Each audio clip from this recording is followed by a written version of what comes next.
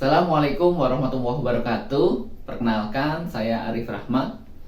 Pada video kali ini saya akan bercerita kepada teman-teman pentingnya belajar digital marketing. Memiliki sebuah alasan adalah hal penting untuk memulai sesuatu. Sesuatu yang kita mulai dengan alasan akan membuat kita lebih serius dalam menjalaninya. Berikut adalah beberapa alasan kenapa kita harus belajar digital marketing.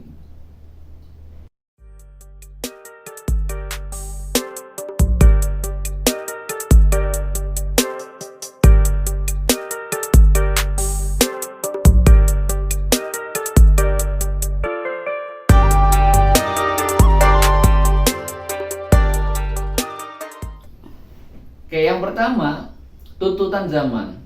Kemajuan teknologi semakin berkembang dengan pesat. Dulu ada namanya era agraria, di mana orang yang punya lahan dan hasil bumi akan berpeluang untuk menguasai sektor ekonomi.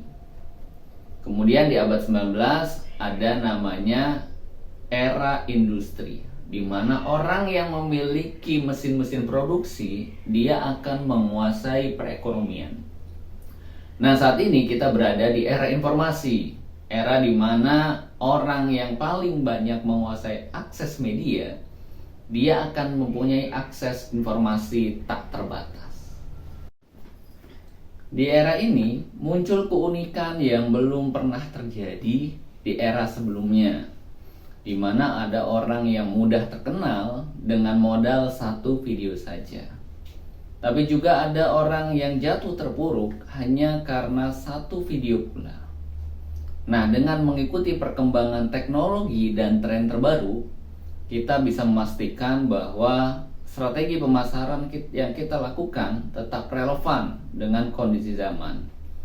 Karena beda zaman, beda cara pemasarannya. 2. Targeting yang lebih tepat. Mungkin kita sering lihat iklan di TV maupun di billboard pinggir jalan. Sebenarnya nggak ada yang salah dengan iklan di sana. Akan tetapi perlu kita lihat efektif atau enggak medianya. Apakah calon audien kita itu ngelihat iklannya atau enggak? Kalau audien kita adalah anak-anak KBG, nggak perlu juga emak-emak lihat iklannya. Begitu juga kalau kita ngiklan pembalut, nggak perlu juga iklan itu dilihat oleh bapak-bapak. Melalui digital marketing, kita bisa menargetkan audien kita secara lebih akurat. Berdasarkan umur, jenis kelamin, domisili, bahkan sampai ke minat, perilaku, dan preferensi mereka. Sehingga biaya yang kita keluarkan bisa disesuaikan dengan budget yang kita miliki. Dengan hasil yang lebih baik sesuai dengan target market audien yang kita inginkan. Yang ketiga, terukur secara angka. Salah satu kelebihan digital marketing dibandingkan metode pemasaran lainnya adalah kemampuannya mengukur kegiatan pemasaran yang sudah kita lakukan. Kita bisa melihat metrik seperti jumlah pengunjung, tingkat konversi, bahkan ROI dengan sangat mudah. Kita juga bisa melakukan analisa untuk mengoptimalkan strategi pemasaran yang sudah kita lakukan. Kalau nggak efektif, ya jangan dilanjut. Kalau hasilnya bagus, kita naikin budgetnya. Semua ada ukuran dan angkanya. Nah, hal ini yang nggak kita dapatkan ketika kita pasang spanduk, sebar brosur, atau pasang iklan billboard pinggir jalan. Yang keempat, semua perusahaan butuh. Siapa sih yang nggak butuh marketing? Semua perusahaan butuh marketing. Ujung tombak perusahaan ada di sales. Dan sales berasal dari marketing. Ketika kita belajar digital marketing, berarti kita membuka peluang untuk berkarir di bidang yang dibutuhkan oleh semua perusahaan di Indonesia.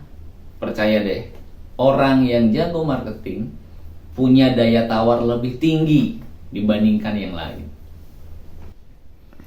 Yang kelima, semuanya bisa belajar. Kabar baiknya, digital marketing ini bisa dipelajari. Nggak ada ilmu yang nggak bisa dipelajari. Karena susah dan sulit, itu cuma ada di pikiran kita. Siapapun bisa mulai, apapun kondisinya, bagaimanapun posisinya. Kita bisa memulai belajar di hal-hal yang sederhana seperti WhatsApp marketing, sosial media, SEO, bahkan sampai iklan yang berbayar. Semuanya bisa memulai asal ada komitmen dan kemauan untuk belajar. Sekian untuk video kali ini. Semoga bermanfaat untuk kita semua. Sampai jumpa di video-video berikutnya. Saya Arif Rahmat. Sukses untuk kita semua. Assalamualaikum warahmatullahi wabarakatuh.